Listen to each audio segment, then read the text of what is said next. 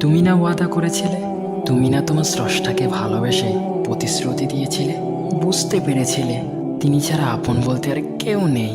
মনে আছে তুমি বলেছিলে তার প্রিয় বান্দা হয়ে দেখাবে, রবকে পেতে সব কিছু করবে। তাহলে এখন সে পর কেন হয়ে গেল? তার সাথে তোমার বিচ্ছেদ কেন হয়ে গেল? তুমি স্বীকার করেছিলে তিনিই আমার রব, তাকে ছাড়া অন্য কিছুই আমি ভাববো না। কিন্তু আজ তুমি তাকেই ভুলে গেলে, আবার সেই দুনিয়ার ধোকায় পড়ে গেলে, নফসের গোলামি শুরু করে দিলে। প্লিজ নিজেকে অন্ধকারে ডুবিয়ে দিও না। ক্ষণিকেরই তো দুনিয়া, সময় একদিন ঠিকই শেষ হয়ে যাবে।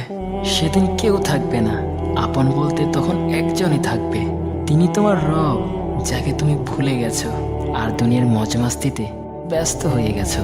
অথচ তোমার ব্যস্ত থাকার কথা ছিল শুধু রবের সন্তুষ্টি অর্জনে। আর কত ডুবে থাকবে অন্ধকারে? ফিরে আসো না।